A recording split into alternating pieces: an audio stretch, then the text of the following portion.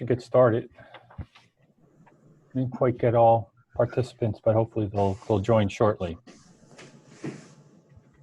Well, I want to welcome everyone to our last roundtable for 2020. Obviously, it's been a strange year. A lot of unexpected challenges, different proposed legislation that we've had to read, tons of executive orders, learning to work completely remotely. It's been strange, but we made it through, and looking forward to things getting better next year. We have today Fabiana Mello from Lincoln Park. Fabiana was recently featured in an article in the Jersey CPA magazine. They did a nice feature for her there. Fabiana is a CMFO CPA and has a bunch of other initials after her name. And Fabiana is in Lincoln Park. We also have Joe Kowalczyk. He's the CMFO at MAWA. And of course, John Reinhardt, as always. There'll be a survey once you exit the webinar. Survey Monkey will pop up as soon as you exit. We ask that you complete the survey. There'll also be some, I guess it's 4 questions that will pop up during the roundtable for you to answer. And also, I believe there's an opportunity in Survey Monkey to give us topics for future roundtables. If you'd like to be a discussion leader, we'd be glad to have other people involved. And so some people don't have to look for the dreaded phone call from John Reinhardt about 2 weeks before the next roundtable. They can just be prepared. So with that, we'll get started with Fabiana.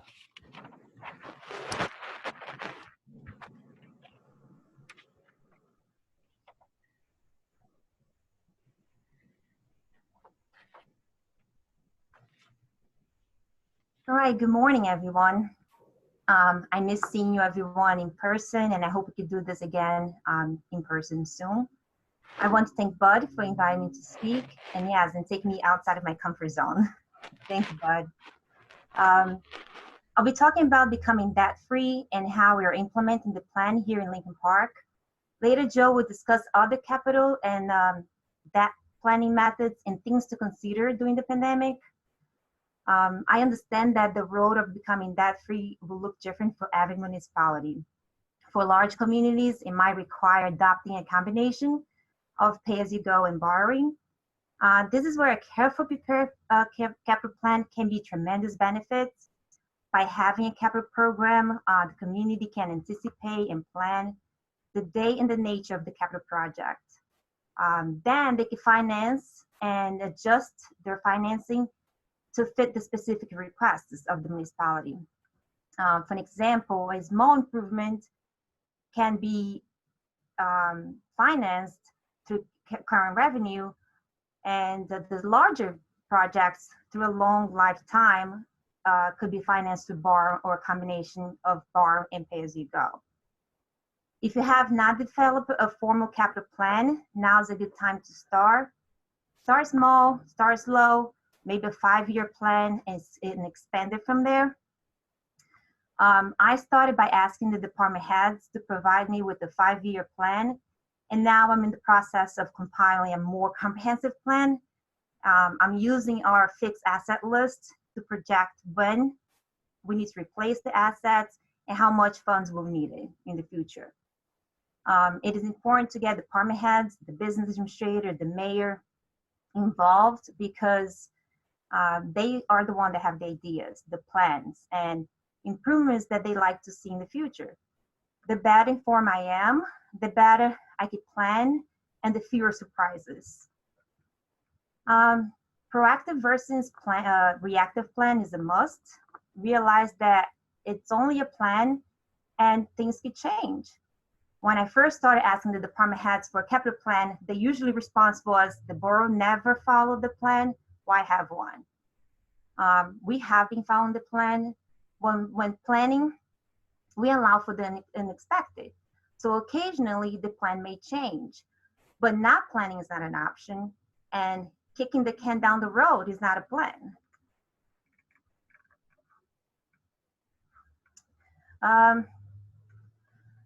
So the community which is able to pay straight cash for improvements, we will not have to worry about that or interest costs. And it will save considerable money in many cases. But many municipalities do not have sufficient funds, and follow a policy of payments in advance may mean that construction or completion of a project will be delayed.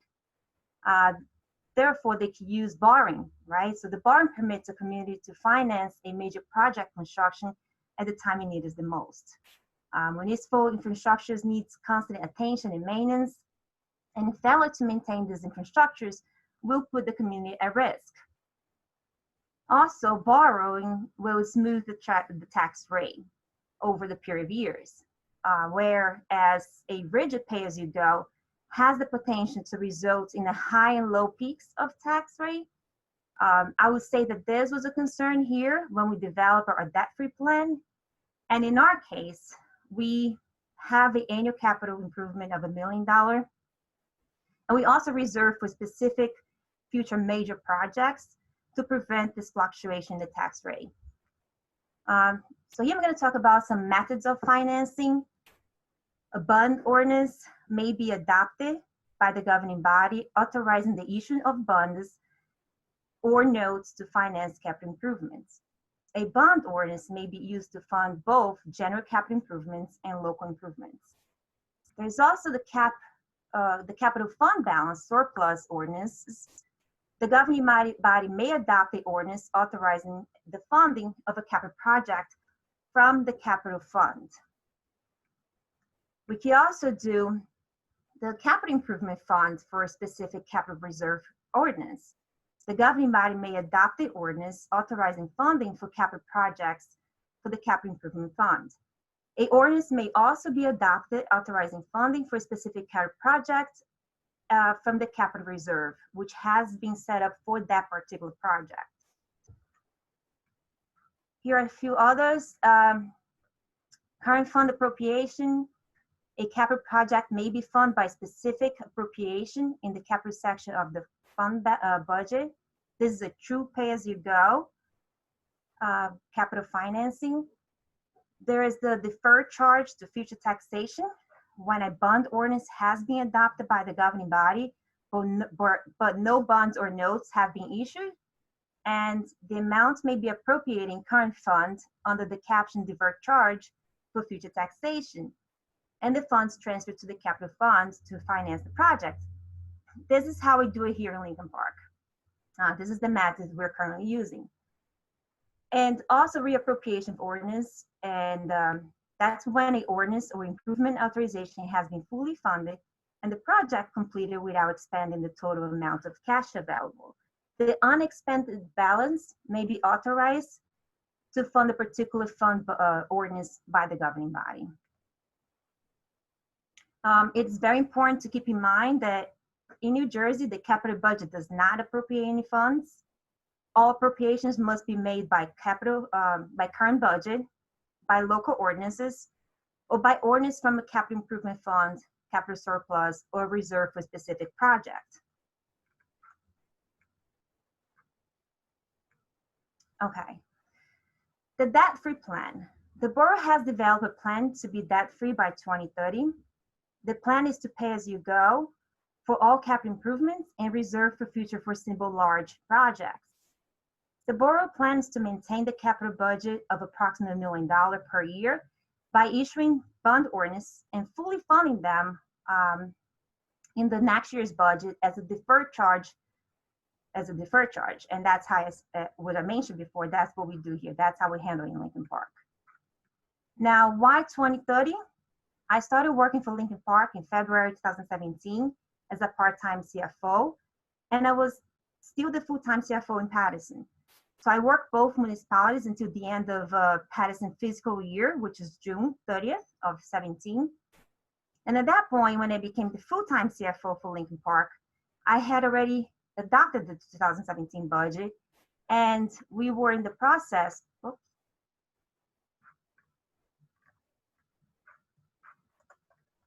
And we were working on the bond ordinance and analyzing the cash needs for the capital fund to determine if we needed to go out for bonds or notes. Here are some of the things I look at during my analysis. As of 2016, the borough had approximately $23.2 million outstanding, with the last payment of the debt service being on March 15 of 2030. $23.5 million was issued around 2005 to finance the cost of the new municipal building. That included the borough hall, first aid, police department, and fire department. The cost of to build this facilities is the reason why the borough has so much outstanding debt. And we do not expect to have such large capital improvements in the future, in the foreseeable future. Therefore, the plan is not to issue any additional bonds or notes going forward. And after we make the last debt payment on March 15 of 2030, which is less than 10 years from now, the borough will be officially debt-free.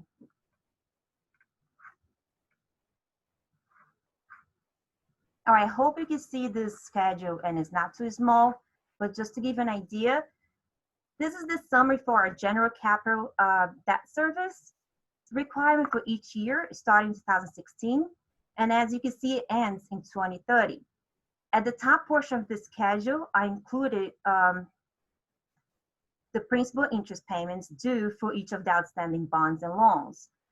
I then calculated the year-over-year debt service change to have a better picture of how the debt service would impact my budget for future years. There was an increase in debt service from 16 to 17 of almost $900,000. But with exception of 2022, which there's an increase of $100,000, the debt service will decrease each year after that. Since the debt service was decreasing year over year, I used the 2017 as the baseline and calculated the difference between the 2017 debt service and the debt service for each year thereafter to determine how much I could budget for capital improvement or for a specific project. In other words, as the debt service decreased each year compared to 17, I budgeted the decreased amount as a capital improvement or reserve for a specific project. That calculation is on the capital improvement line item, reduction debt service compared to 17. And I will budget at least $158,000 to reserve for a fire truck in 2021.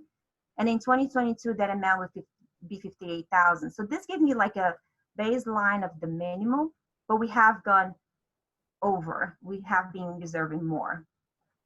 The biggest selling point to the governing body for the debt-free plan was the amount of interest we could save. So if you look at 2017, at the last part of the schedule, I have total principal and total interest. In 2017 alone, the borough paid $858,000 in interest. That is 86% of our annual capital budget of $1 million. This money could have been used for capital improvements, programs to benefit the residents if the borough was debt-free. So that was a selling point, and that got the governing body on board. All right, net debt as a percentage of equalized evaluation. Here's just the screen to give you the limits. For the county is 2% of the average of 3-year equalized assessed real property values, and for the municipalities is 3.5. Lincoln Park right now currently is at 1.36. Fabiana, there was a question posed by Bill Homa.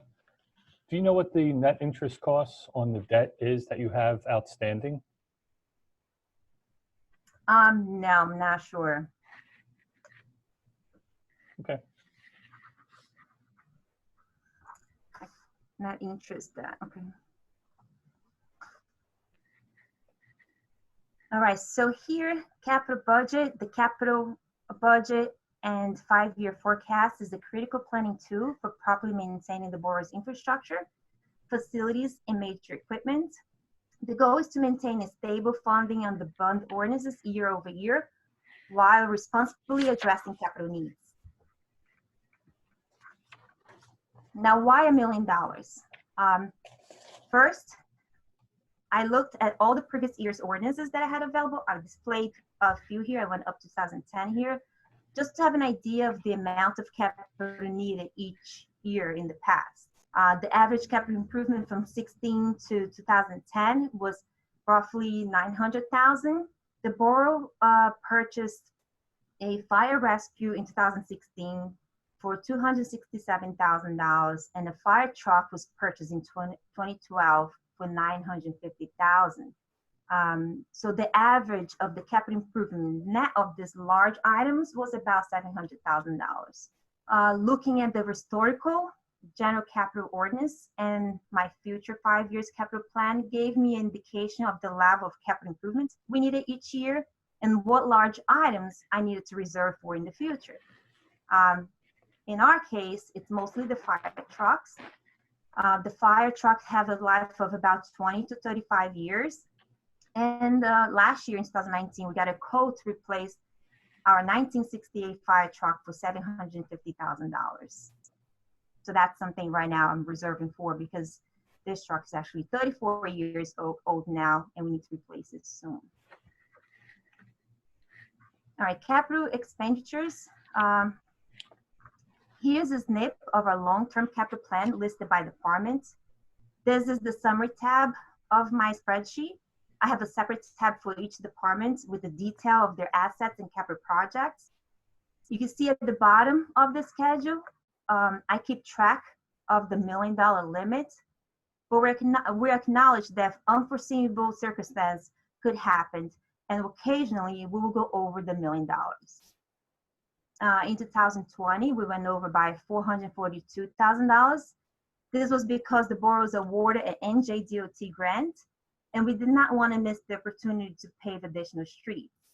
Since the 2020 exceeded our plan, now in 2021, looking for possible reductions in the capital improvement to compensate for 2020. But again, being reasonable and take consideration that we don't want to push down the road things that we have to work on now. Hey, Fabiana, before you move on. Yes. The $1 million, I understand how you got to the $1 million, but have you thought about the time value of money going forward, and you're losing purchasing power without growing that over time? Yeah, but I'm also saving so much in interest. You talk about versus bonding? I'm talking about that $1 million target of per year. As you go into the future, that's going to lose its value, your purchasing value. Yes, and that is why now I reserve more and more too. So I am taking consideration the fact that we're in the future, and I'll go back to the schedule. Oops, where's that? I didn't mean for you to have to go that far back. No, I just want to go back to the schedule because the schedule also does show like our savings in the interest. So as the debt service is decreasing, I'm reserving more money for future. So you can see that like in year 2025, which is not too far away, we'll be saving $344,000. Like our debt service is going to be decreasing by that much. That's all money that we plan on putting to the reserves and capital improvements. So have you thought about looking at a combined total, the principal and interest, and using that to schedule out into the future? That's what I do. The Okay. principal interest, the difference of the debt service. So Okay. as my debt service decreasing, I used 2017 in my baseline, which was the largest year. You can see there was a jump of $900,000 between 16 and 17. So I used that as my baseline, and we have been budgeting at that level. Even though everything is reducing, we're still budgeting at the same level, but reserving. And as we don't have these interest payments anymore, there will be more money to invest in capital improvements. And we have been aggressively, like the borough in 2019, and I'll go over that later on too. We have been doing more capital plan improvements now than ever. The borough is growing. We have a lot of developments coming into the town. So there are things that at some point we're going to stop too, and it's going to slow down. So like historically, we're only spending $700,000, where now we're already over, at some years, over the $1 million. No doubt. And the argument against going for debt freedom is that we're not spreading the cost of the asset over the life of that asset to benefit those taxpayers. The other argument to that is that we're also gaining purchasing power because we're not paying for the cost of money. And if we're doing it consistently, we're achieving the same goal, but with a greater purchasing power. Yes, and I think I discussed this. That was a concern here too. And my biggest thing was to keep a steady tax rate increase. And that was where I needed the governing body to buy into this as well. If everybody's paying about $1 million each year, everybody's paying $1 million, whether it's in roads or park, everybody's paying about the same amount. But I do realize that's not going to be constant, right? And that is a reason why I always go out and issue a bond ordinance, because if something goes wrong, I have a chance to issue the bonds. I don't fully fund through capital ordinances or through the budget itself as a true pay-as-you-go. I still give myself a cushion. I'm still new at doing this, so I was trying to be as conservative as possible. But I do acknowledge that yes, it's not. I can't predict the future, and there will be things that will go out of my control. All right, so here. There was a question posed, sorry. And it was actually to John. John, do you have a percentage increase to estimate in future years that you use? I grow it by 5%. And I also look at my total debt and capital as a percentage of the budget. Now, I say debt and capital because when we were going through our debt freedom plan, we would combine the two as one aggregate amount and grow that total amount by that 5%.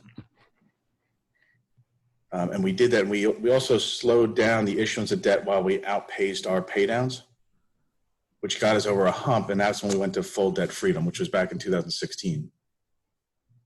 So it was a combination. But if you don't anticipate a growth in the burden, you might lose that cost of money with future inflation, which is why we did it that way.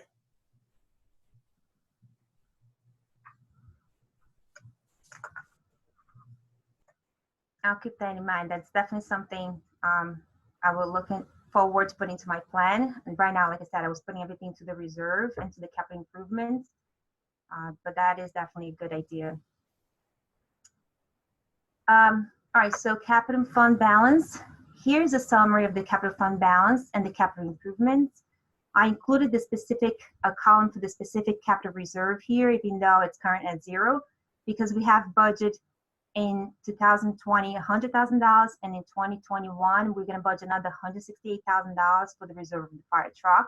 At this point, we don't have any reserves, but that's why I left that purposely there, so you can see that once 2020 goes, I have already planned something for that column. The capital improvements decreases as the borough funds its bond ordinances with a 15% down payment. The remaining of the bond ordinance is fully funded as a deferred charge in the following year. Why not do a capital bond and fully fund the ordinances instead of the bond ordinance?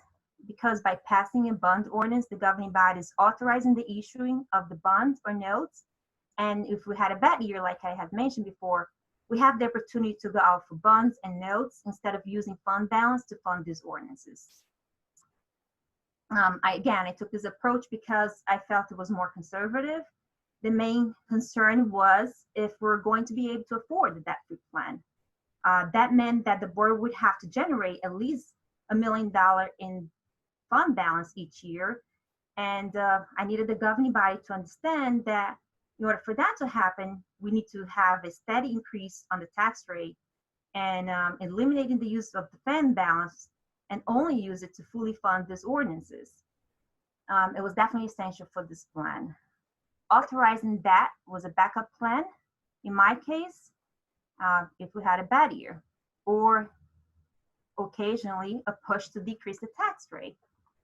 And we have been able to regenerate the same level of fund balance so far.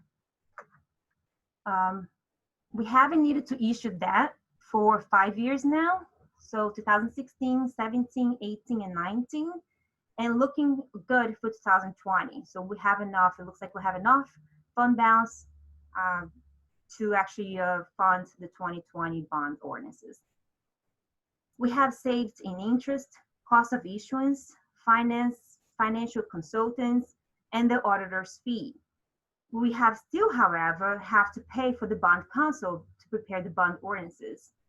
So eventually, I plan to, once things stabilizes, I plan to start preparing capital ordinance myself, but I want to take this as like baby steps. All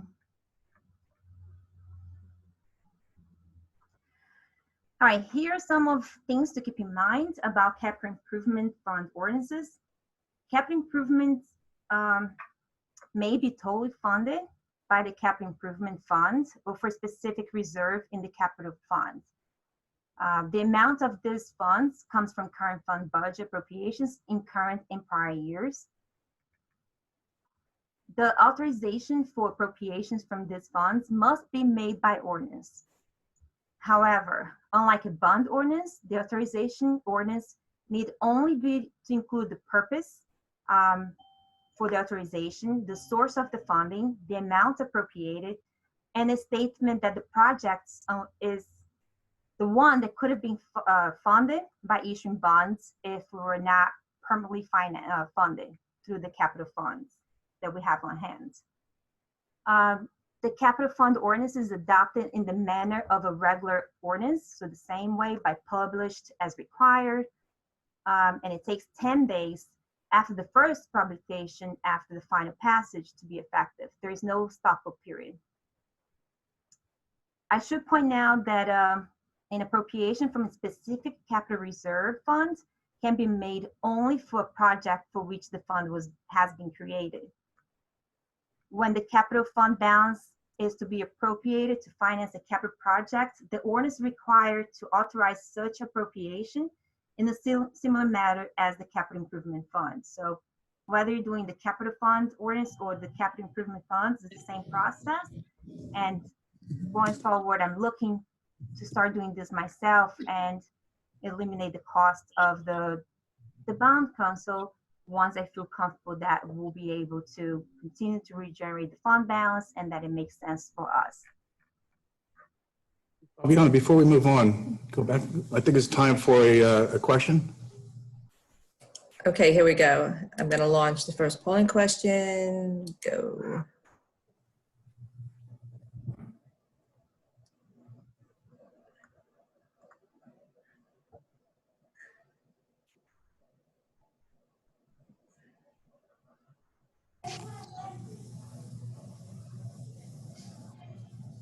All right, a couple of more.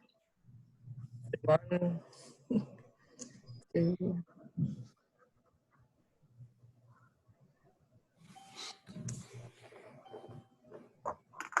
All right, we need the 42 or 44. It could be me, the 43rd. I don't see the results up, Laura. I'm going to do it now. Yeah. See them? Yes. You know, it's interesting, the combination of both.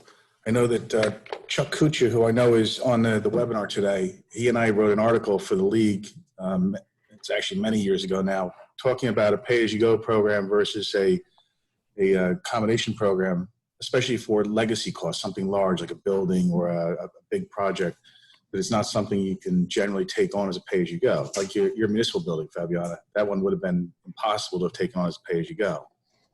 But it is interesting to see the blend.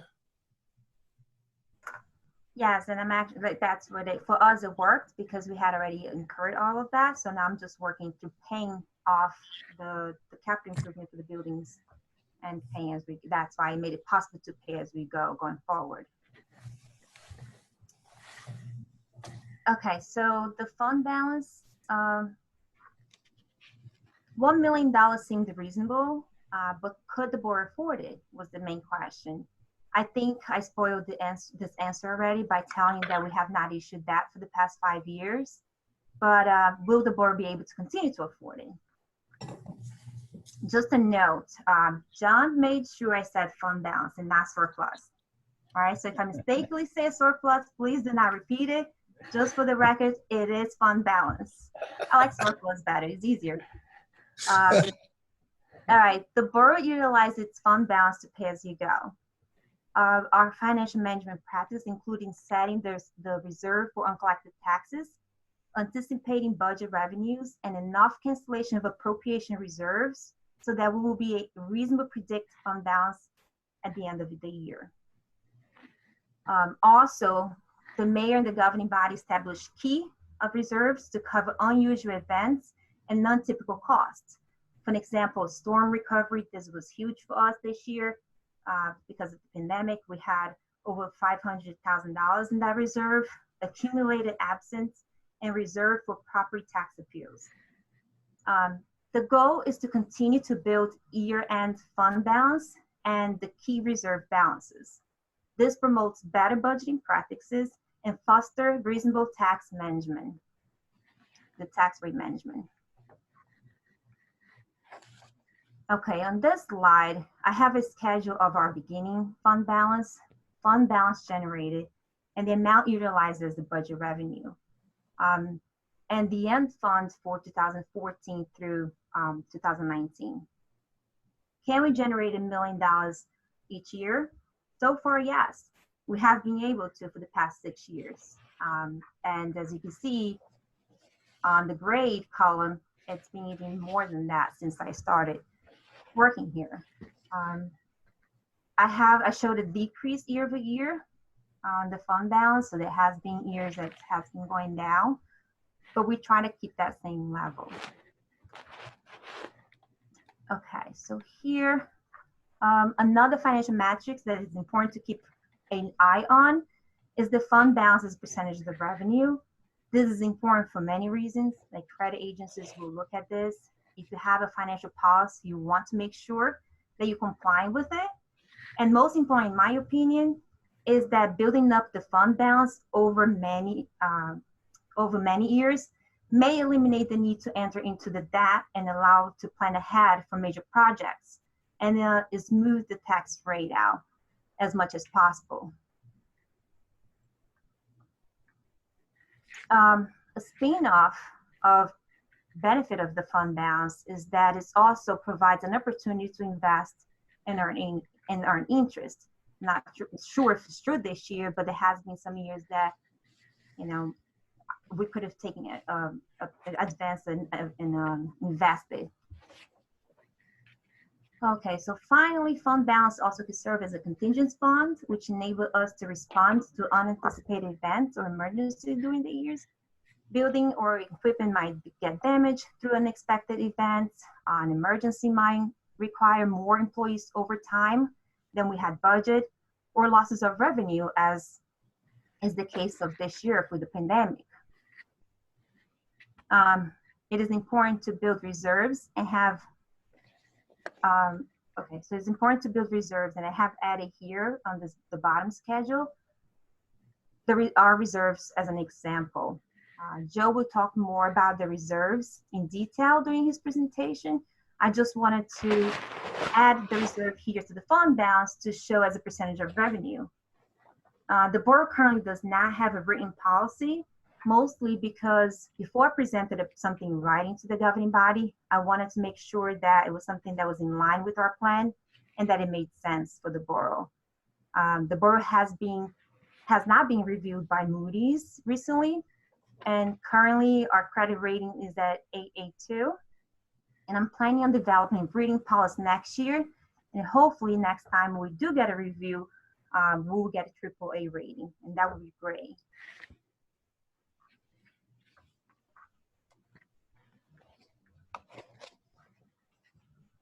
So, Fabiola, did they indicate why you wanted AAA now? Were there anything that was holding you back?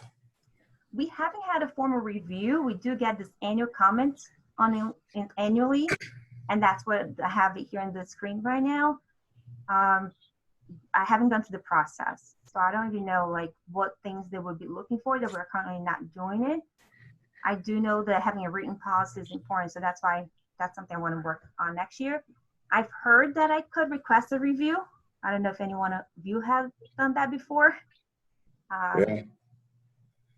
So I guess once I'm ready, since we're not going now to issue bonds, that might be a reason why they haven't formally reached out to get to start the review process.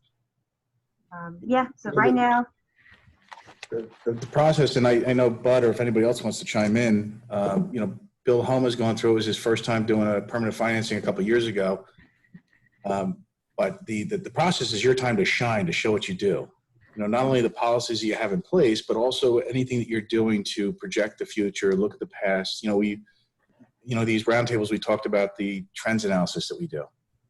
They love that. They love that you're looking backwards to see how you've done. Anything doing a budget forecast, 5 years in the future. And not just doing it as 1 year, but showing that you've done it consistently over the last several years to predict your outcome and show where you've been. Florham Park, I know Patrice is not on the webinar today, but Patrice and I went through a rating update with Moody's where they were going to downgrade Florham Park from a AAA, it was a 2-notch downgrade.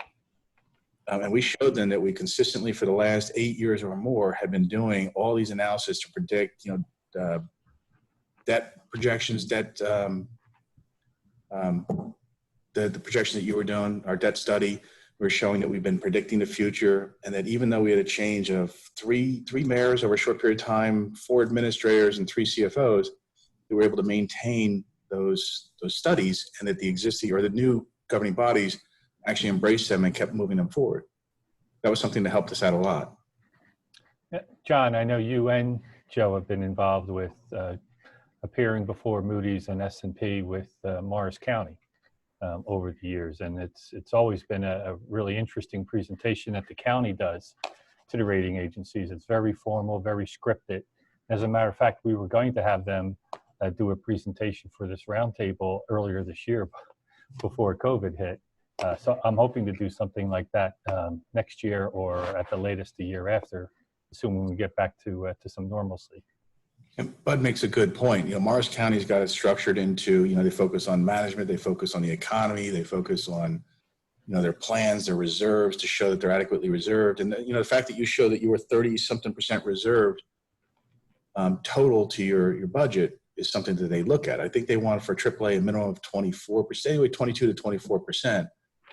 But they also convert it from October, what we show, to GAAP. So if you add your receivables back in, your actual reserves go much higher. Yeah, and you can see here in the screen, they came up with a 36.4%.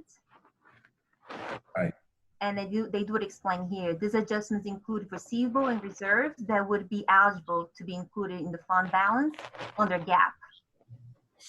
That's interesting. But I don't think we did that before, but I know Dave Miller, the Mercer County Treasurer, and myself, we presented before a group that's called FAMAS. It's PHAMMAS, which is the Philadelphia Area Municipal Bond Analyst.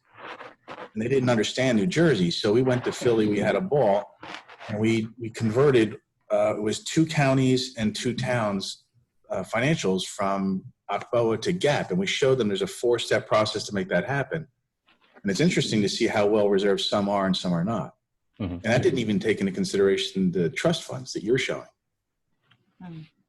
But, that's all the stuff that they love. If you could walk in there and say, hey, and you do their job for them, here's my financial, but I've converted it for you in the 4-step process. And Moody's wrote a white paper on it that we can share on how to do it, but it's very simple. But we also learned in the process that not everybody's balance sheet is the same. We used Haddonfield as one of the examples, and they had just sold their water utilities. So they had a huge reserve as a result of that sale, but they had also dedicated that to paying down debt service. So they didn't want that considered as part of their reserves because they had a plan for redeploying it. So it's interesting going from one to the other. Yeah, what I have been doing is compiling questions that Moody has sent to other towns to see what type of questions they ask, like the questionnaire. So I'm ready, so I can prepare for it. So Bill Homa has a whole list of those. If you want to open his mic, we'll tell you all about it. Okay, Bill, you're open. Unmute.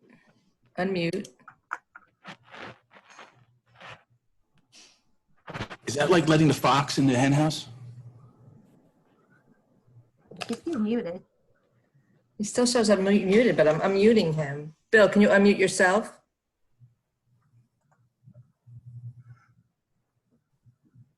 We can keep talking while he figures it out too.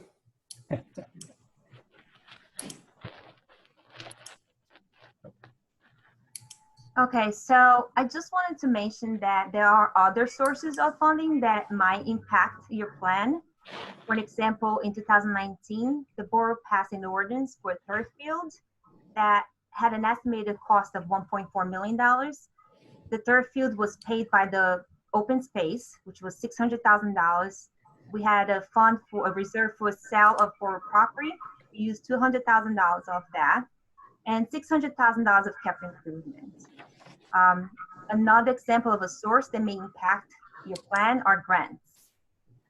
I record the capital grants in the capital fund as I receive the capital, the grant award letter. This helps me keep track of the grants receivable and grants that will be used for future funding future ordinances. So recently, I started keeping track of the dates of the contract of when the contract has to be awarded for the NJDOT grants. Because last year, when I asked the borough engineer what capital projects needed to be included for 2020, he only told me the capital project that the construction was going to be taking place in 2020. So after I did everything, the bond orders were approved, the borough engineer informed me that he was planning to work on West Wheeling in 2021, but the contract needed to be awarded in March. And I don't start working on the bond ordinance until August. Like usually the bond orders are effective in August. So in order for me to have the ordinance in place, I had to go out again, get another bond ordinance, and in September, right after I had done the August one. And I could have avoided the additional work and cost by just, if I had just kept track of when they actually have to award the contract, not when they're actually going to work on the project. So right now I have a snip here of my capital journal ledger. So I book all my grants as reserved to pay debt service, and the name of the roads, and then highlighted are the dates, and the dates represent of when they have to award the contract. So I know when I have to put them into my capital budget now. One more thing. We figured out Bill Homa's dilemma here. He has no mic on his computer, so I just sent him the phone number so he can call in and contribute. You don't have to wait for him. I'm just telling you why. All right, that works. All right, so another thing to keep in mind is when you work on your capital plan on the soft costs. The Section 20 soft cost, a cost of improvements, the architect, the accounting fees, engineering, inspection fees, legal fees, cost for authorizing the issue and selling the obligations, the preliminary expenses, test and surveying. The funds remaining on the soft costs can be transferred to hard costs without amending the ordinance. Soft costs can be used for hard costs, but hard costs cannot be used for soft costs. So do you keep track of this soft cost properly? I don't know how to handle, but I do. So on my GL, I have a separate line item in the line of soft costs. I don't know how I would do it. Me fighting. Noticed that in the past, that's not how it was handled here in Lincoln Park. It was always just one line item for the hard cost. And this concludes my presentation. I hope everyone stay safe and have a happy holiday. Fabiana, a quick question for you. How did you convince the governing body to go to pay-as-you-go? And were there any obstacles that you had to overcome?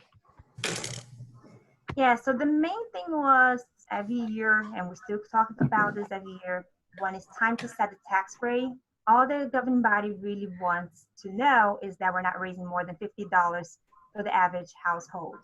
And we have been able to convince them to go above the $50 with their understanding that that's what's funding our plan to be debt free. But that's usually, it's always the pushback each year. They don't want to go above the $50, and we get them to go to 80 1 year, they go back to like 60.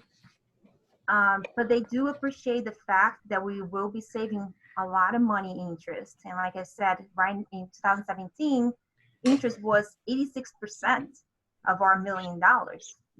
We were debt free. We could spend like $1.8 million instead of $1 million. But that was the main concern is the tax rate.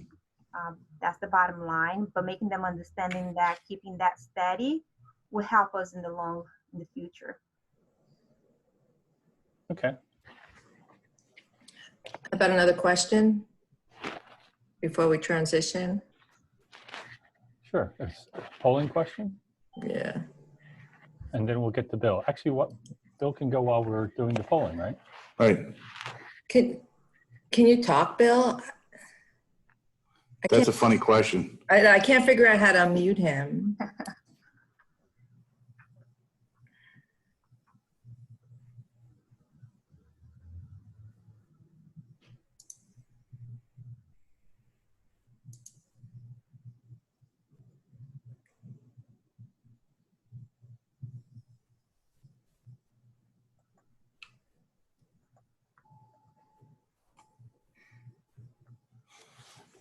Here, let me see if I can bridge him in. I see we have 3 phone call-ins, but I can't access him to unmute him. Hey, Bill, can you type what your phone number is that you're calling in on to the panelists?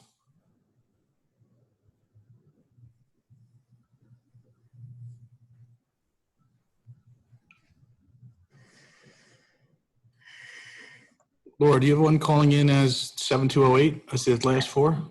I don't see the numbers. I just no, total 3 call-in listeners. it doesn't tell you? No, It would probably be the last one. it doesn't even list them.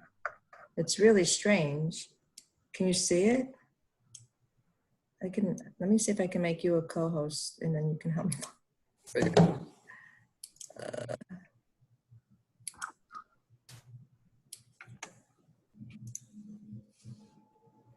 Okay, we only have 38 people answered this question. For those of you that didn't answer that need credits, you need to answer that question. Yeah. But one of the questions that just came up is, can we make Fabiana's PowerPoint available? Yes, I'll share the PowerPoint with Laura. Laura, so do you send them to the attendees? Yep, I can. Okay, thank you. Okay, we're up to 42. I think that's what we had on the first one, right? 42, 43. Oh, you're right. It does not show who the call-in people are. Yeah, it's weird. They must have made a change to the system. All right, I'm gonna end the polling. Can y'all? There you go.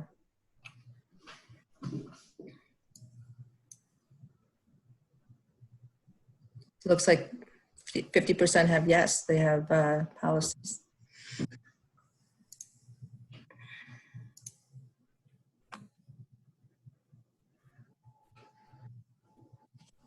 Cool. Okay. Thanks, Fabiana. I think the best practices took care of that one when they were trying to force us or compel us to do that at the risk of losing state aid. Yep.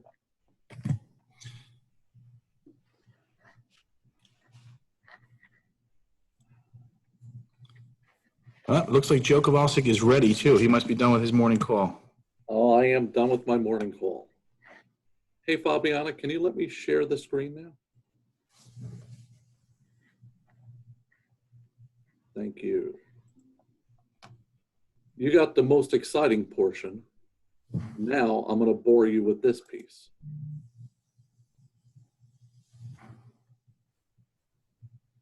Can everybody see the slides?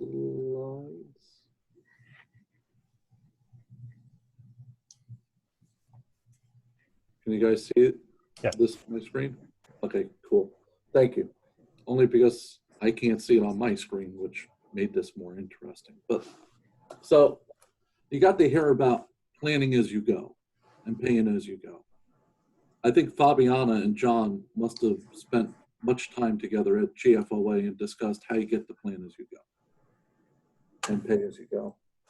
We're going to talk a little more about debt planning from my side. You know, I think it depends on where you're at, what your infrastructure is, and everything. So we all know it's always time for plan. We don't have a plan and we don't have a debt plan. What's going to happen to your community? Are we going to stop all the projects while there's a pandemic? Or because we're going to raise taxes? Should we continue ahead? Should we be in position to take advantage of these times? Now, if you think about where the interest rates are today, the markets are really low. So to use MAWA as an example, last year I started at the end of November when the previous CFO retired, but we had been out in notes. I felt like Bill Homo was here. We were in notes for many, many, many years. I think the last time they issued bonds was 2009. The previous plan that was in place was to issue bonds in 2026. Looking at the markets, looking at where everything was trending, and looking at what the short-term rates and the long-term rates were, number 4 went into my mind. Should we be in the position to take advantage? And we did.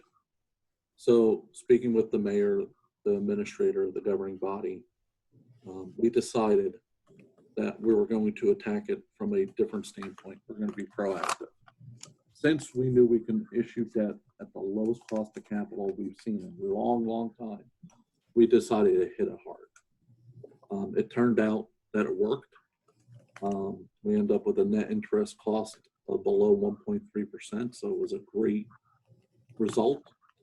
And it really set us up for the future. But if there was no plan in place, you can never do this. Hey, Joe, people are having a little hard time hearing you. I think that if you could speak up a little bit for them. Yeah, sorry. Let me see something. Can everybody hear me now? Better. Okay, good.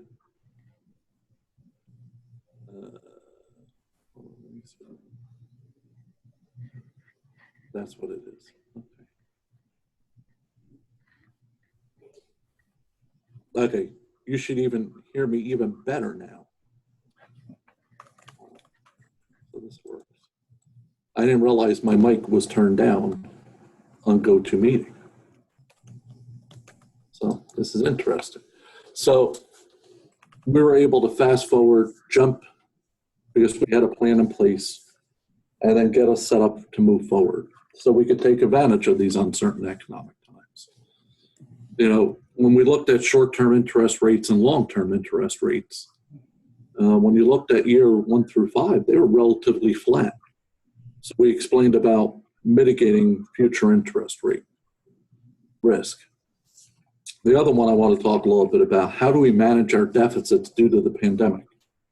And are we going to need to declare an emergency for deficit in operations? So I guess one of the questions is, how many people have done the resolution to plan for a possible deficit? I forgot I can't do this poll, shoot, and I'm not in a real class. So, because it's really an interesting time when we start going out and talking about debt in the future. This is going to be one of the questions I think the rating agencies are going to be hitting on. How are we going to address our deficit in operations if we should have one? John, it looks like you wanted to talk. Well, are you referring to the new the car bonds that was approved this year? Yep. And actually, we're past the deadline to apply for that. If you haven't already done that, that was December 1st. Right, which is why I asked how many people took advantage. So the question is actually a little bit broader, I think, right? The program went in to redefine what a deficit in operations was, which for us as CFOs has always been the end result on sheet 19. And the director has redefined that through legislation to mean a deficit in revenue collections as well. Correct.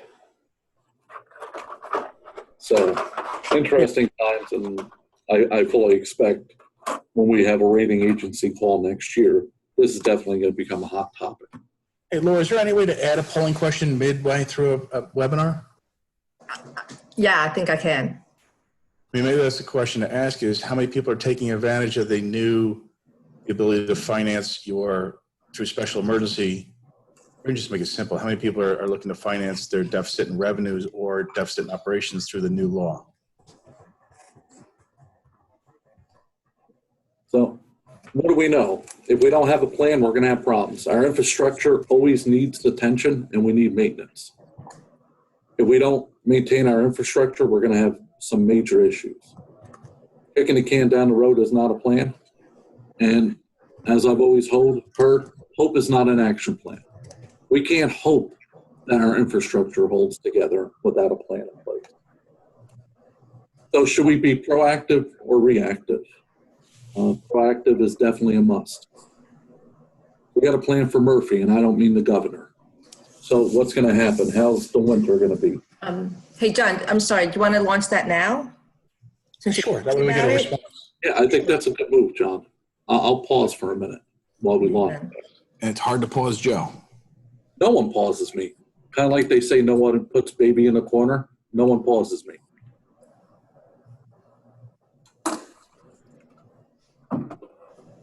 Can you see that when it comes in or no? Not until I share. Yeah. Okay. No, actually, we're seeing it live as it's coming in. Joe, when you start talking about tax appeals later, Yes. we need to promote Chuck Kucha. He said he's willing to talk about what he did as part of that. Absolutely. We're going to promote him when I get to slide 8. Okay. All right. Good. Yeah, it's only 21% or said that they're going to take advantage of it. That's interesting.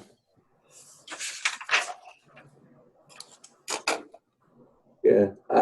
It is an interesting time. One of the things when we discussed this up here is, does it show strength? We're lucky because by doing the bond sale, we were able to take in quite a bit of money as a premium. So it's going to help me cure a lot of my ails this year. So we were very lucky with that. So how do we do it? One way, put a restriction on what we're going to do. We got to build a long range plan, or, only include what you really want to spend. Take a look at the debt impact on your budget. MAWA is planning to do a new DPW building. And that last piece, something I couldn't do pay as you go, only because it's $25.5 million. But the biggest point we're driving home with this building is that last piece. What's the impact on your budget, and is it affordable? And we've been able to boil it down to that for an average taxpayer over 21 years, the average impact is $5. So we boiled it down to a real small dollar so they understand by doing the planning, we're able to mitigate a lot of the exposure to the taxpayer. And we don't want peaks and valleys in our debt service. We want a nice flat debt service if we can, with minimal increases and controlled. So when we're laddering our debt, we should definitely be looking for this.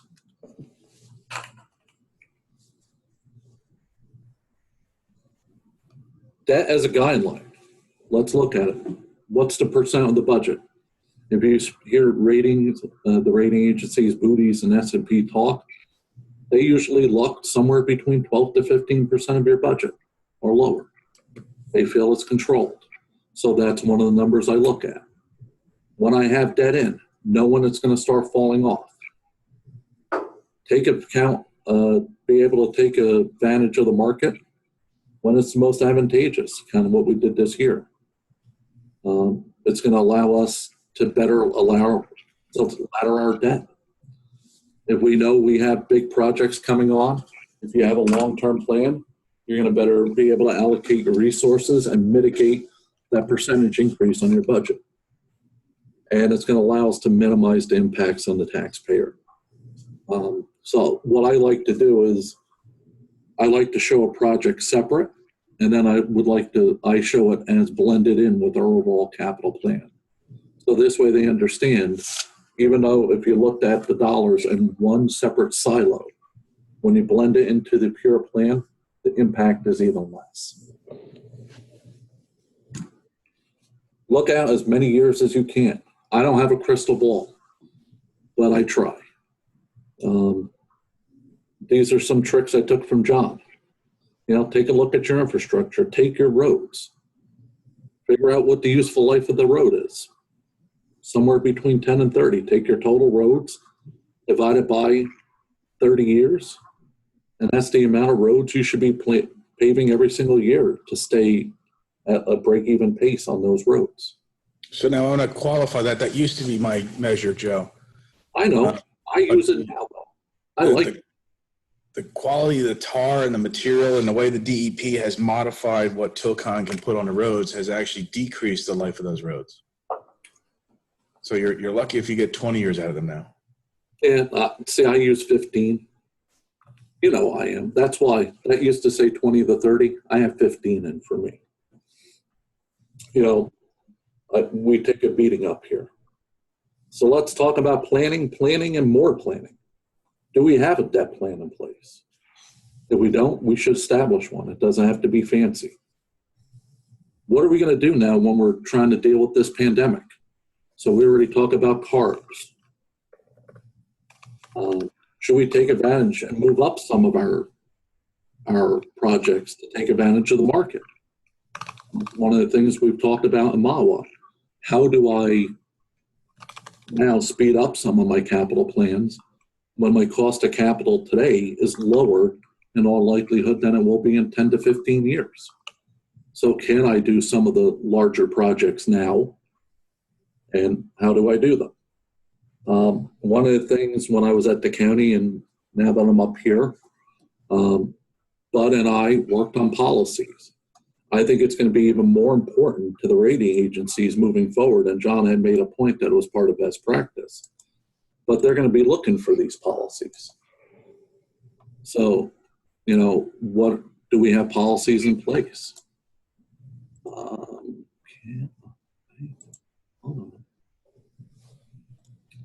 Here we go. Yeah, Yes. the rating agencies were pretty adamant about that starting a few years ago as something that they felt had to be in place, especially for AAA. Otherwise, they give you a little hit for it. Yep. And what I did up here, and when I was at Morris County, Bud and I had worked with this. It doesn't have to be a huge plan. It could be boiled down, but make sure it's measurable and there's specific ranges that you build in. But one of the things I did up here is I defined what normal projects are. What is a legacy project? These are things you're probably going to do once in your life. What's a non-legacy project?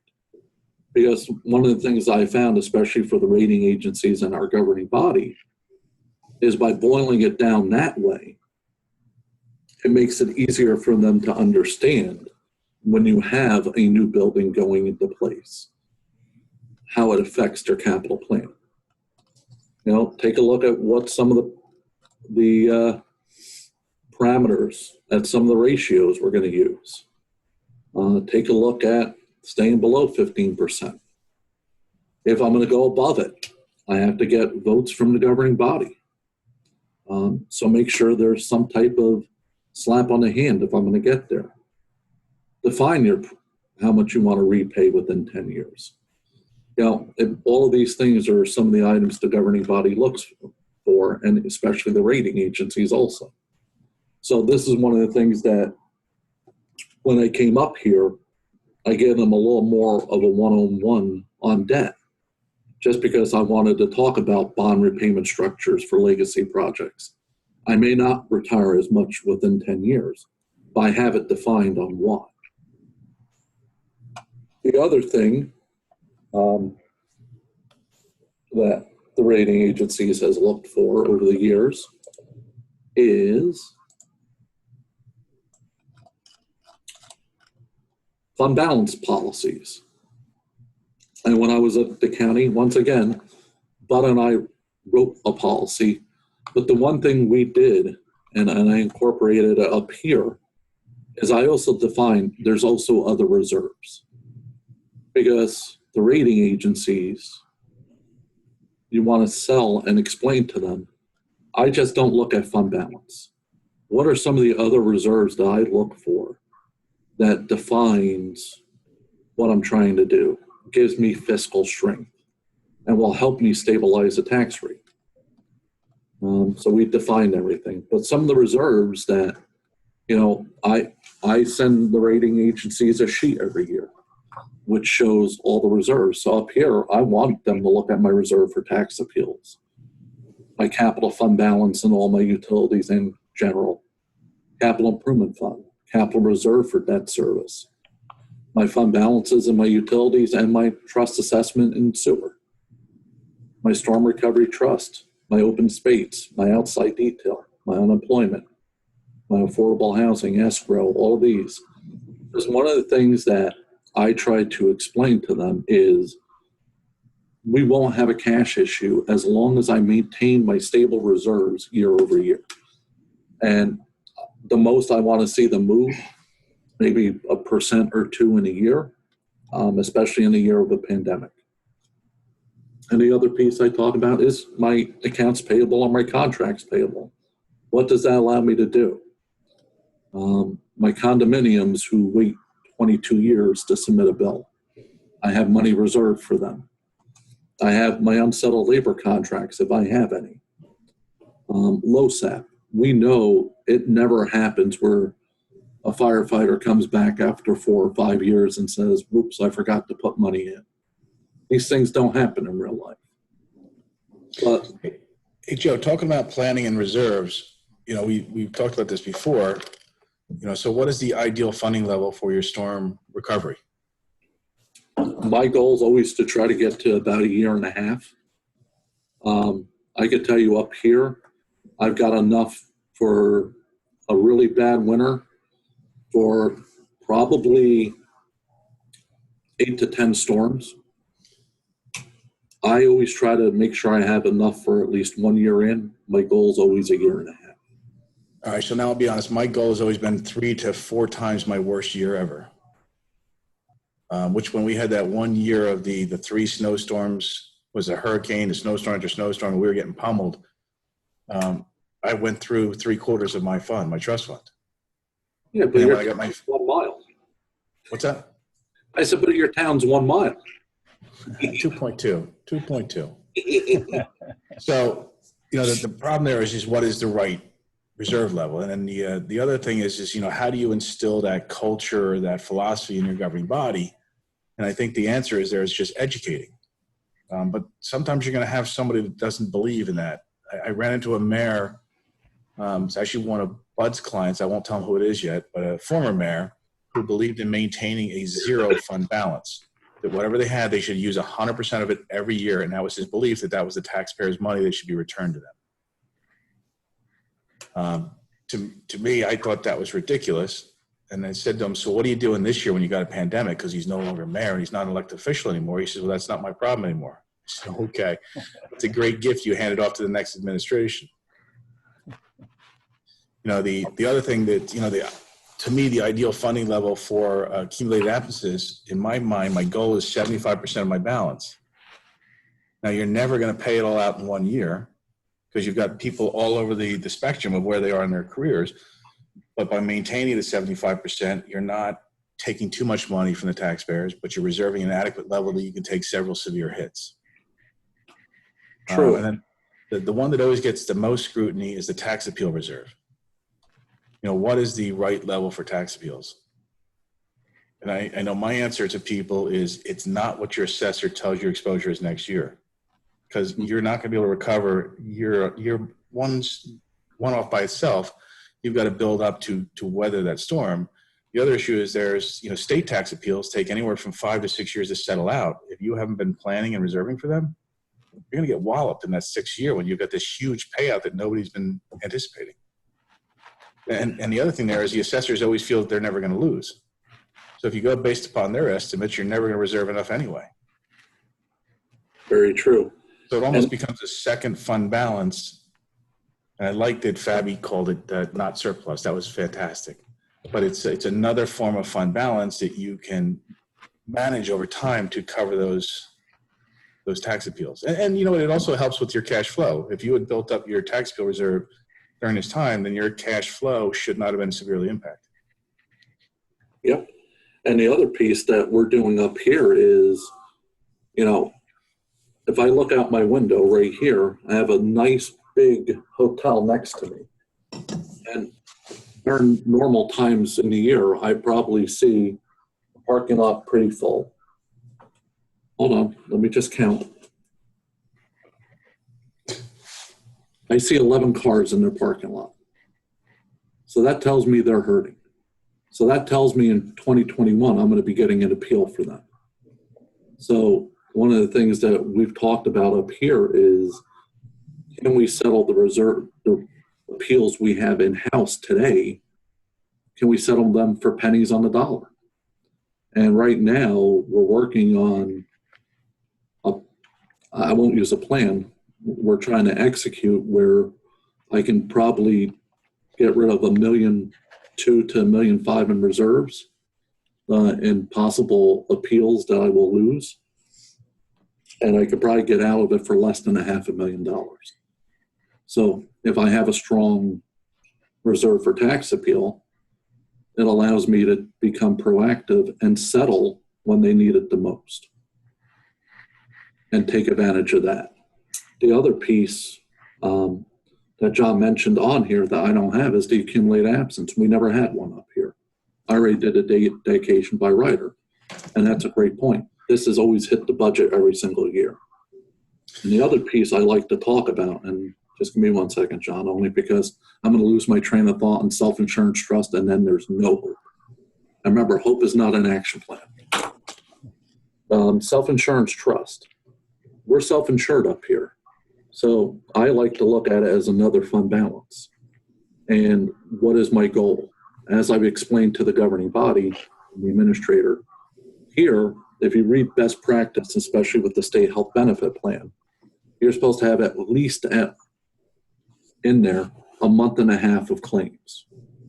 My goal is to have 3 to 4 months of claims, because what happens if I have somebody who has a terminal disease and I have to wait for my stop loss money to come in because they have a huge, huge claim?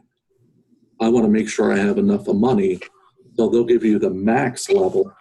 I try to get to 70, 80% of that max. So this way I know at any point in time, I should always have enough of money should a real large claim come in. But it's important to be able to describe that to them, meaning the rating agencies and your governing body and your administrator and your mayor, so they understand that there is a plan in place for your reserves. John, now I'll be quiet. You let me have my self-insurance trust.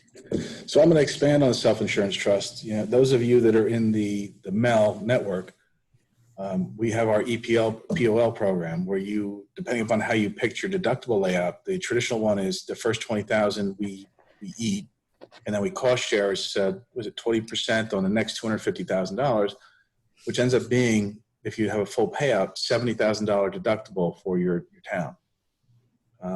We were successful here in Wharton in getting the state, the Division of Local Government Services, to approve a dedication by rider to allow us to self-insure what I refer to as our self-insured retention on those EPL, POL claims. And they qualified it and said that we could not use it for premium, which was not our goal anyway. But we were able to establish that reserve, and now I've got it set up so if I have 3 claims, I'm reserved for 3 full claims at $70,000. But that's another way to reserve for potential unknown. And there's no way you could budget for those, especially if you had 3 come in out of the blue. That's a big hit. I know Bud has had several of his clients go through that process too, and the division likes to fight everybody when they apply for it. So I think that the new request that goes down is look at what Wharton did. And they look at the file, they see how we explained it, and they say, okay, if that's your intent, then it's no premiums. It has to be for self-insured retention only. And then the last one I think is important to mention is reserved for litigation. If you've got something that's coming up, we had a suit from an employee that we weren't sure which way it was going to go. We felt pretty confident that we were able to defend it, but we had some extra money left over in that budget for that department, and we started squirreling that away in a reserve for litigation in the event that we had to pay back pay or something else. that we started to set that up. All right? And, you know, prior to 2012, if you tried to set up a reserve for litigation, you were actually challenged by the division because there was no enabling legislation. Oddly enough, I think it was 2012-8 local finance notice. I could be wrong on the actual number, but it was talking about tax appeals. Tom Neff was the director at the time, and he says, if you weren't prudent enough to set up a reserve, such as a reserve for litigation, and he opened the door for us to now start setting up those reserves. So I saved the original local finance notice in case they go back and change it. But they're the ones that created that enabling, not legislation, but that enabling language to allow us to start setting those up. But that's just one more reserve that we have at our disposal. Right. And I like the official accounting term you use, squirreling money away. And there was a question posed by Bill Homa, and John and Joe, it's probably a good one for you guys.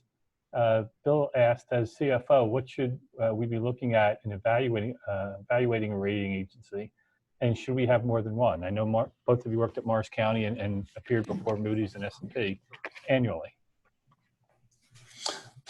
Joe, I'm going to take a stab first, and you can fix whatever I do wrong. Okay. I think Moody's is the one that appears to have the highest standard to meet. S&P tends to be a little bit easier to qualify for AAA. And I think Morris County historically has always done 2. There are some counties out there that go for all 3. They add Fitch in there as well. I think you have to weigh the benefit of the cost with what you think your return is. I think that the bond market likes to see that there's now 2 agencies that affirm that same rating. The third one I think is overkill myself, but there's some people that like that challenge. I'd rather keep the time in my day than go to one more rating agency. So one of the things that I'll do, if I can somehow get this on my screen. We got a blue screen of death. I know. Hold on. Ask Bill Home about that screen. That's usually when his computer's about to reboot and shut down. Hold on. And we're back. Right, here we go. So Bill's question. So one of the things, that's not what I wanted. Hold on. One of the things that I do, and I took this from Morris County, but I really blew it up here, is I make sure I have this set for every single year. And I send this to the rating agencies. And what this does, it shows them all the ratios, all the numbers I'm looking at, and taking a look at what we've done year over year to ensure that there is some type of plan in place. And I'm making sure my ratios stay in line. So this is one of those items that I like to send to them. I give them a little bit of an overview. It helps them because it helps them boil down exactly to what we're talking about. And it draws their focus to where we're going. And the other thing that I did when I got up here,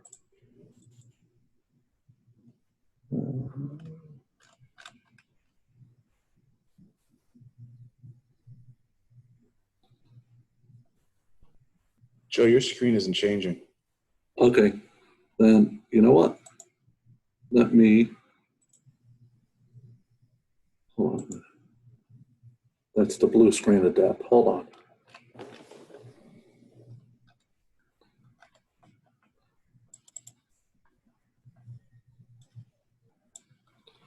Here we go. Let's try this. So if I do, and now I do that, and then I go back, I know what I'm trying to do. So what I started doing for the rating agencies when I got up here is John in the past did this financial trends analysis, except I started to expand a little more and I brought in a lot of the debt and fund balance pieces into it. So this way, I give them exactly what I want them to see in nice, pretty charts. So this way, there's a story to tell when they're looking at it. So it depends on how much time you have on your hands, how much you like to sleep. John taught me sleep is a bad thing, so I don't sleep anymore. You know, they want to know that when they're assigning you your rating, that you have a plan in place. You have all things. They know that you're looking. I mean, some of the other things we talk about is different ratios that we're putting in, that we're looking at. And I built that right into the financial trends. So it mirrors the policies that I wrote. So this way they can see actively every single year I'm monitoring them. So making sure that we're staying with our plan. And then putting the poison pill, should we come down off of the plan that we have with fund balance and the minimum ratios that we're looking for, where there's got to be a resolution by the governing body, which they approved, and we got to fix it within 5 years. And it's one of those items that, you know, over time, I've seen the rating agencies have really liked, and I was really talking to them this year. So, and then let's talk about tax appeals. We know we're going to be getting in 2021. So how should we handle them? John, I know this is where you wanted to bring Chuck in. You want to enable Chuck's mic? Hold on. So Chuck had an interesting approach to that special emergency, the car bonds, that the deadline was December 1st to apply for it.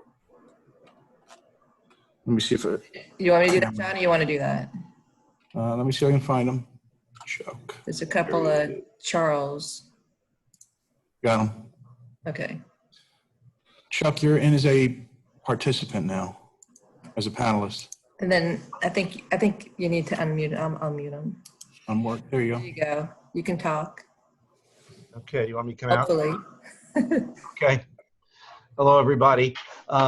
John is talking about some of the things we presented when we did the original presentation for the COVID legislation. We also talked about it during the league seminar. The difference was we discussed it first and we hadn't filed the application. The premise was that one of the items that everybody would start to get smart on in the commercial area was that they would figure out that people didn't need as much office space as they had had in the past, which is why we believe that there will be a large amount of tax appeals in 2021 because some of those buildings will not be able to rent their space. When I did my certifications for the special emergency, I included estimates of tax appeal reserves, not knowing at the time whether or not the division would approve them. In fact, after we got done and we went through a couple of rounds of explanation and probability of what we could see, they in fact did approve them on those special emergencies for COVID. So we were very happy about that.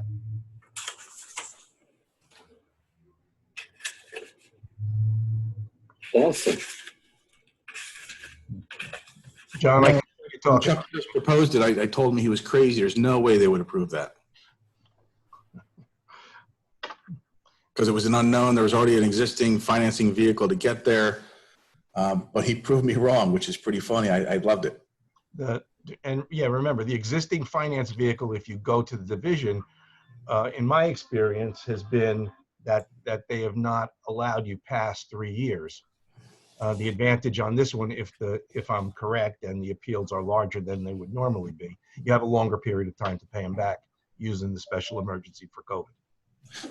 So, Chuck, what happens if your appeals don't materialize? Then you're going to extinguish that deferred charge with those excess funds? Yes, I'm going to extinguish the deferred charge. Yes, exactly. So there's another interesting thought about that. If they don't materialize, you continue to pay them down because the first year of measurement on whether it happens is next year, right? Not in the year of appeal, because state appeals take anywhere from 5 to 6 years to settle out. Yeah. Or does it become a vehicle for you to finance your reserve for tax appeals over that 6 years, and then you're set up for the future? That's a possibility too, depending on what actually occurs. Right. And I think the year of measurement, to look back on the car bonds, or whatever we want to call them now, the bastardized bonds,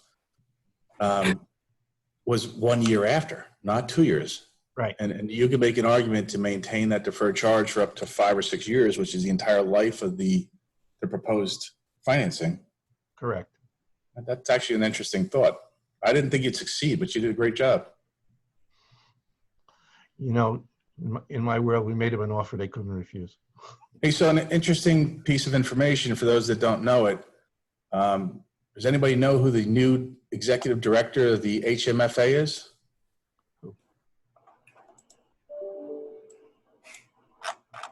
Happens to be Melanie Walter, was appointed at 9:15 yesterday morning to be the new executive director of HMFA. Is she handling both places? Nope. Interesting. And then Cynthia Lindsay, I believe, also tendered her retirement. Wow. She's also leaving. A lot of change coming. Yeah. Some of the other policies we'll tell them a little bit about is purchasing policies, just because I want them to know I'm a geek. Vendor claimant certification, a little bit about what we're doing to make sure we're able to pay our bills. So where do we start? Let's get our base. Let's figure out what we can afford. Let's take our capital improvement fund, our debt service, and combine them together. I look at the same thing in my utilities, along with my capital outlay. But we want to grow it each year. So what's my maximum target? And then, if I take all my debt and I ladder it together, what does it look like? And what's my goal? So I could tell you up here, my goal is to be kind of a hybrid Fabiana and John. I want my longer term projects to still be out in debt. We have a lot of work to do in our utilities and a little bit in our current fund. But all my shorter term projects, 5 years or less, I want to get those to pay as you go. It'll give me the maximum bang for my buck. So what's my spending level? Can I get grants? Can I get some workarounds? The grant one, I like what Fabiana said, and it's one of the things we really talked about up here, and it's one of the things I started talking to the engineer. Can we have shovel-ready projects that, should funds become available, that we can jump on? Because rather than saddle our taxpayers in the future on these, is there a way I can get these grant funds in and help me with the cost of the project?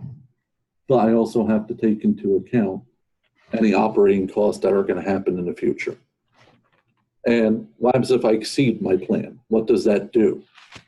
Can I fix it the next year? I could tell you we're going to exceed what the original plan was, but there's a plan for why we're going to plan to exceed it. And yeah, I'm going to try to say the word plan as many times as possible.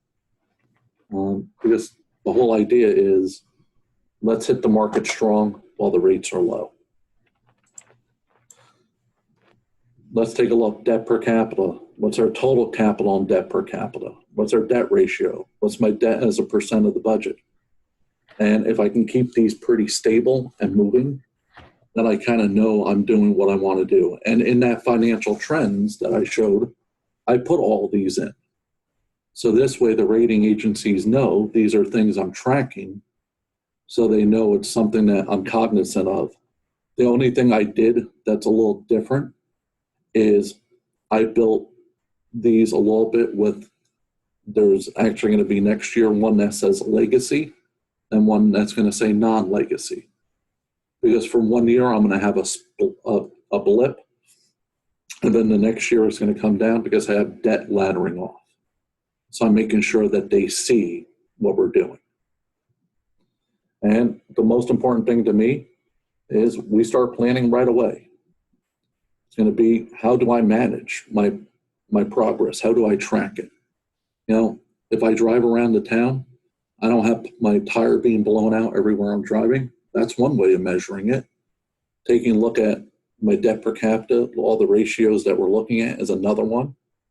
And a plan is only as good as if you use it. If you don't do it and you don't use it, all it's going to do is collect dust. And it's one of the things that, we've kind of pushed, that we want to look at this every single year up here, because it's going to foster that every year we're going to look at this plan, we're going to modify it, we're going to modify our financial projections, everything that we do.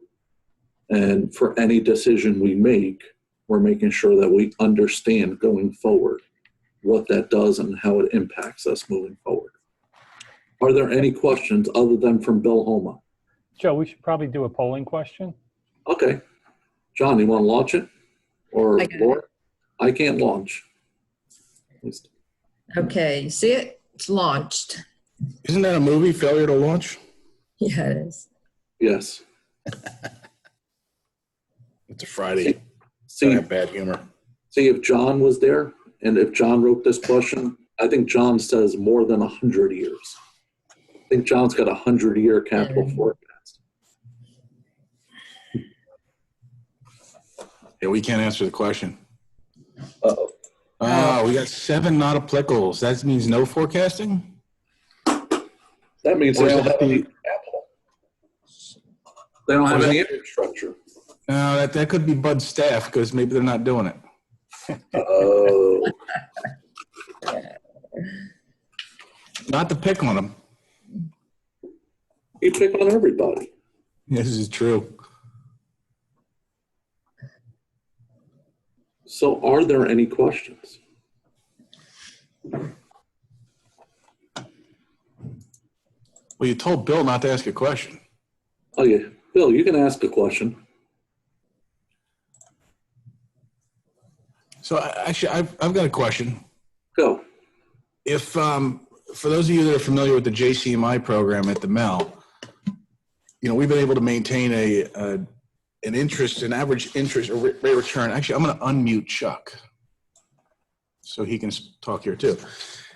We've been managing an interest rate above, a rate of return above 1%, even during the pandemic.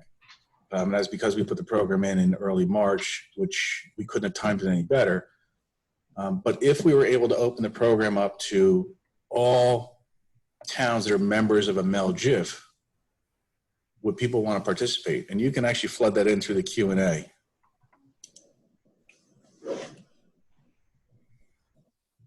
Because the more money we have to invest back into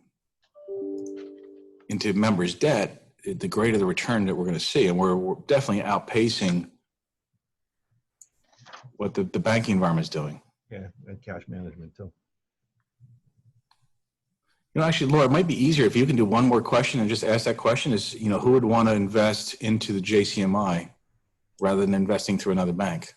All right, so wait, hang on. Who would rather invest Through the JCMI. through the JCMI? Yeah, I think they've heard the rest, so it just makes it a yes or no. All right, it's kind of look. Yeah, I might get this after all. All right, I'm going to save. And let me go back to, can you see it in there now? Hang on. So Bill Home has also asked who might be handling the FAST program. Bill, I think the FAST program might be going slow right now. I don't know. I know that they pushed out a bunch of stuff last minute in that one egg notice that talked about that the counties are now going to be doing everything in FAST. They updated all of our stuff, and they're giving us a blank document again, but they were cute enough to tell us that we can cut and paste from last year's document. Still makes it a pain in the tail to have to retype or re-enter all that information. It's just, it makes it convenient for them, but it makes it a pretty sucky process for us. I cleaned that up a lot.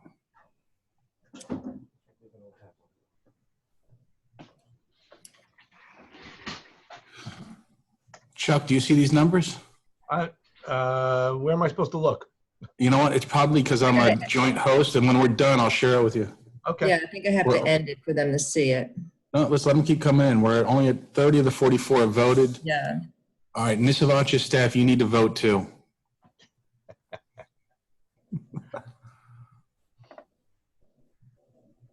Chuck, we're looking like it's 68% would want to do it.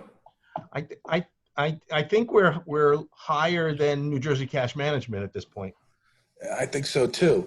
So I got to be honest, Bud hit me with a question between two panelists, and then I shared it on with Chuck to see what he thought, and we both said, well, maybe.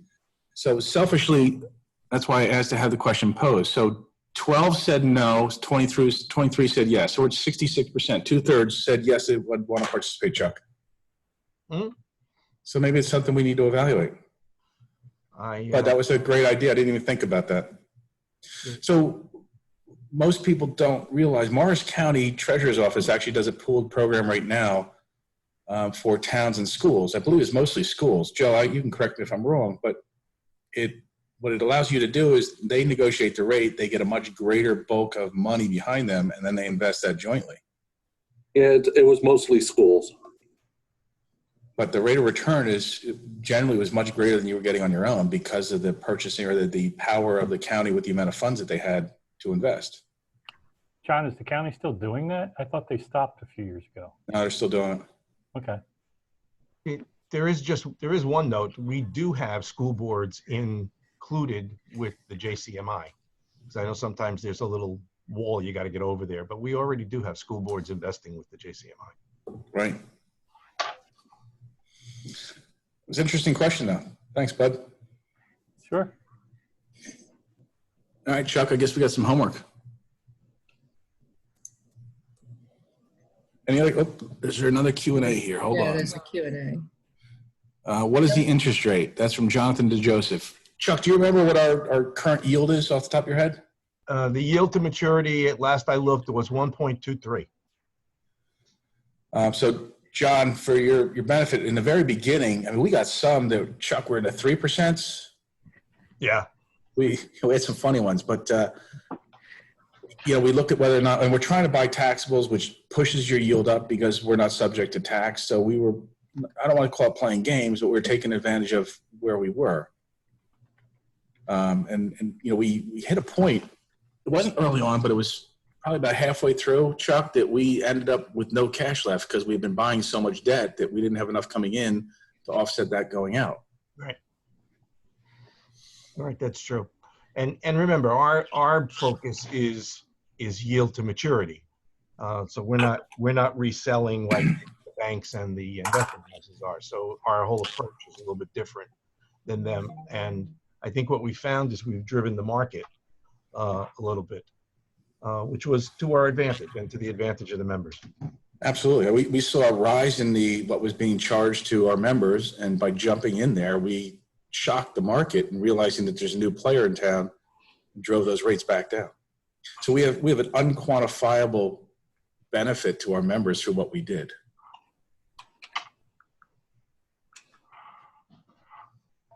But I don't see any new questions. I don't know either. One more formal polling question, though. Can I launch that? Sure. I believe it was 4. Actually, didn't we do 4? I mean, we had those ad hoc ones we did, so it probably suffices. This is your COVID question. Oh, okay. You want it? Sure, why not?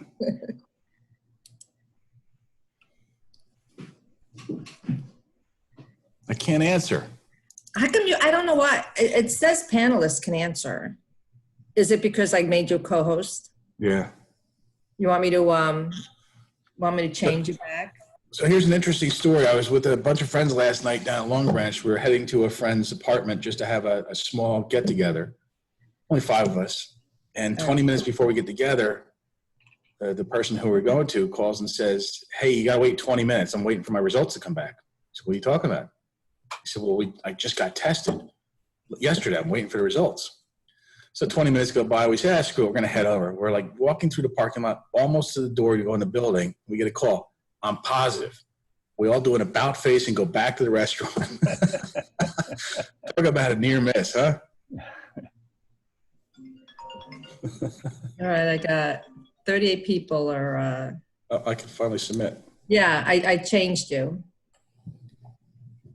So we'll need to get your answers to the other questions.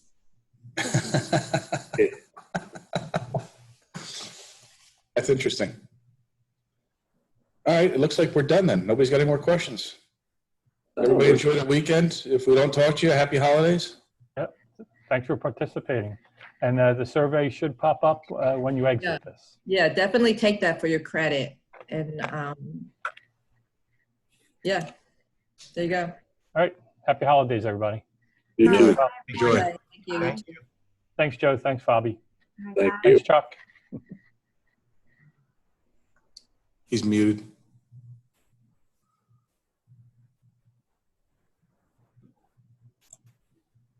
See you, Joe. Have a good one, John. You too. All right, bye. Oh, we had a Bill Holman here. Did you see that or did I miss that? Bill, you still there? Cynthia retiring.